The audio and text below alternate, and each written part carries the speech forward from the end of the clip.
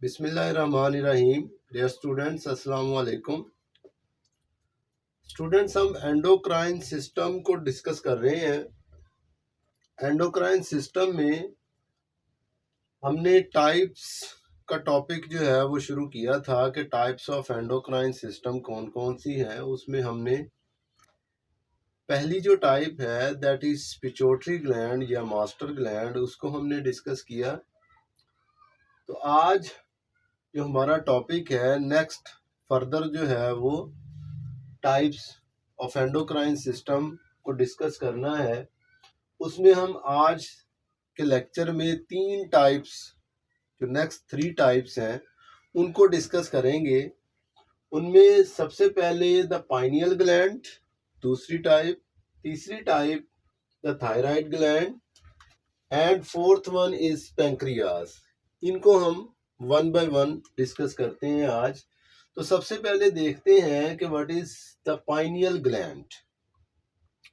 तो endocrine gland, pineal gland is the endocrine gland located near the base of the cerebrum, यानी कि cerebrum की base पे ये ग्लैंड मौजूद है, विच सिक्रीट्स मेलाटोनिन, एक हार्मोन खारिज करता है जिसको हम कहते हैं मेलाटोनिन। ठीक है। तो इसके बाद it is located in the brain near the back directly above the brain stem, यानी कि ब्रेन स्टेम जहाँ खत्म होता है बिल्कुल उसके ऊपर जो है वो पाइनियल ग्लैंड मौजूद है। And it plays an important role in several biological rhythms, यानी कि इसका काम जो है वो हमारी बॉडी में जो बायोलॉजिकल रिदम्स हैं, यानी कि अकॉर्डिंग टू द टाइम जो हमारी बॉडी में फंक्शंस परफॉर्म होते हैं, टाइम के अकॉर्डिंगली या सीजन के अकॉर्डिंगली उनको मैनेज करना जो है वो इसका काम है। तो the pineal gland secretes a hormone called melatonin which helps track day length and season, यानी कि पाइनियल ग्लैंड एक हार्मोन खारिज करता है जिसको हम कहते हैं मेलाटोनिन। इसका क्या काम है कि helps track day length and season, यानी कि दिन और रात के औकात जो हैं उनकी डिटर्मिनेशन और सीजनल जो एस्पेक्ट्स होते हैं उनको कंट्रोल करता है। ठीक है, यानी कि सीजन के लिहाज से जो फंक्शंस परफॉर्म होते हैं उनको कंट्रोल करता है। अब देखें इसमें in some animals this influence seasonal behaviour, कुछ बिहेवियर होते हैं कि कुछ एनिमल्स में हम देखते हैं कि उनके कुछ बिहेवियर जो हैं वो सीजनल होते हैं। तो उन सीजनल बिहेवियर्स को कंट्रोल करना जो है वो इस मेलाटोनिन का काम है। उनमें क्या होता है, some seasonal behaviour such as breeding and moulting etcetera. ठीक है, ये दो बिहेवियर जो हैं हमने देखे हैं। उन एनिमल्स में जो है ये बिहेवियर सीजनल होते हैं, तो सीजन आने पर वो ब्रीडिंग करते हैं। ठीक है, और सीजनल मोल्टिंग होती है, तो इसलिए इसका काम जो है it plays a role in seasonal और टाइम रिलेटेड बिहेवियर्स।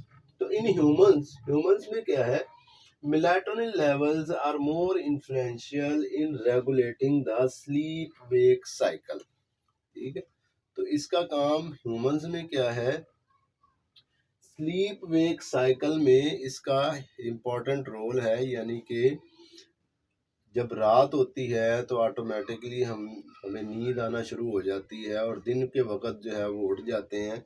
तो ये एक रिदमिकल बिहेवियर है जिसको कंट्रोल करता है ये मेलाटोनिन।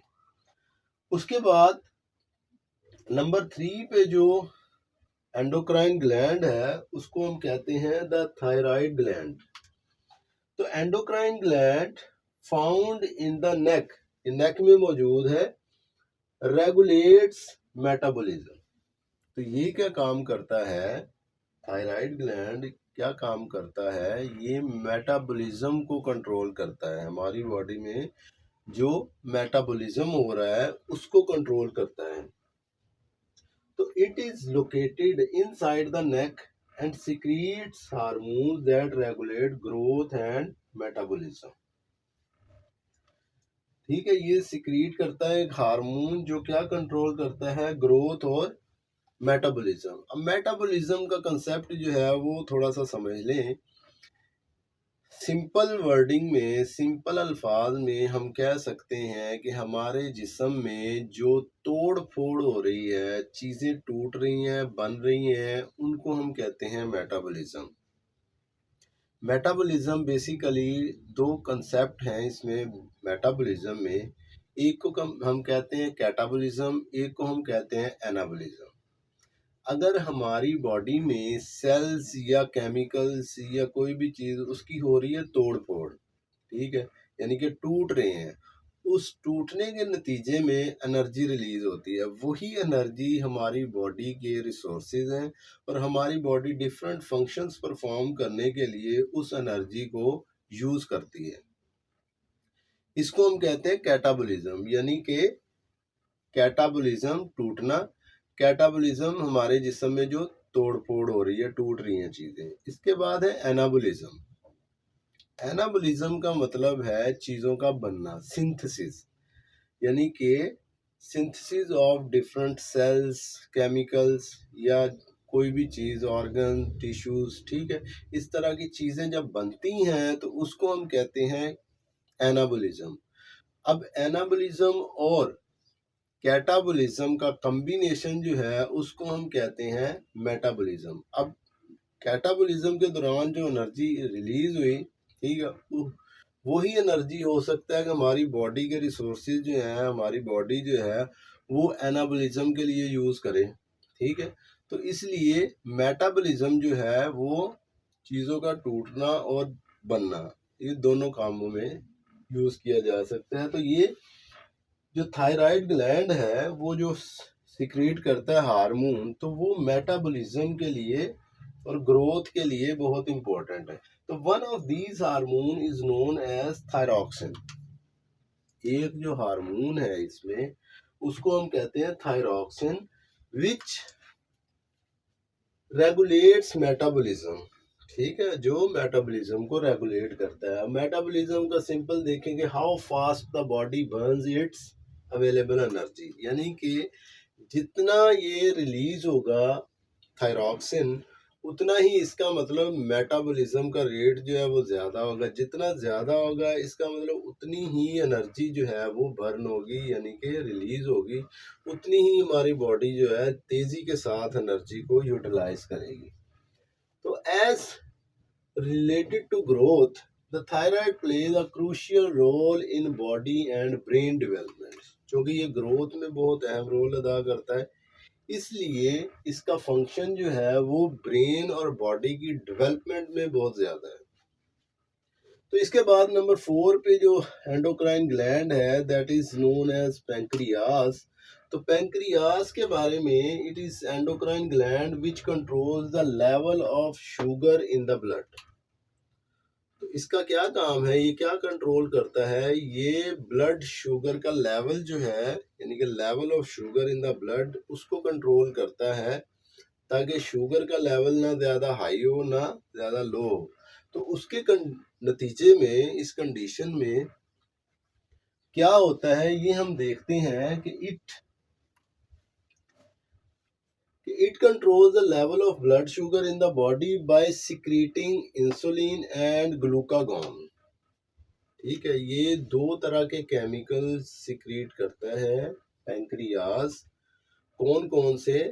इंसुलिन एंड ग्लूकागॉन, यानी कि ये ब्लड में शुगर लेवल को कंट्रोल करने के लिए दो जो है वो केमिकल रिलीज करता है। कौन कौन से? Insulin and glucagon. अच्छा, अगर if the pancreas secretes too little insulin, अगर पैंक्रियास जो है वो बहुत ही कम मिकदार में, जितनी रिक्वायरमेंट है उससे बहुत कम मिकदार में इंसुलिन खारिज करता है, तो उसके नतीजे में क्या होता है, इट रिजल्ट्स इन डायबिटीज। तो उसके नतीजे में डायबिटीज हो जाती है, इंसान को जो है वो इस कंडीशन का सामना करना पड़ता है, डायबिटीज का। ठीक है। और अगर इसके रिवर्स देखें तो if it secrets too much insulin, अगर ये रिक्वायरमेंट से ज्यादा इंसुलिन प्रोड्यूस कर रहा है पैंक्रियास, तब क्या होता है, इट रिजल्ट्स इन हाइपोग्लाइसीमिया। अगर ज्यादा प्रोड्यूस करे इंसुलिन, रिक्वायरमेंट से ज्यादा प्रोड्यूस करे इंसुलिन, तो उसके नतीजे में एक कंडीशन जो है वो पैदा होती है इंसान में, उसको क्या कहते हैं, हाइपोग्लाइसीमिया। हाइपोग्लाइसीमिया, अब इस कंडीशन में होता क्या है, और लो ब्लड शुगर, यानी कि ब्लड शुगर लो हो जाता है, which causes a person to feel hungry all the time.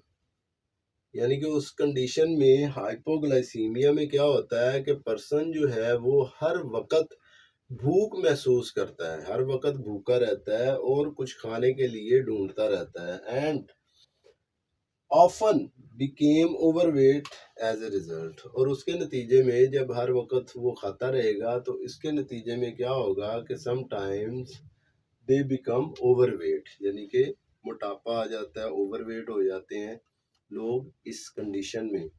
तो that was all about the 3 other types of endocrine glands. तो इसके बाद 2 टाइप्स रहती हैं जो हम नेक्स्ट लेक्चर में इंशाल्लाह ताला कवर करेंगे। जब तक के लिए इजाज़त दीजिए। अस्सलाम वालेकुम।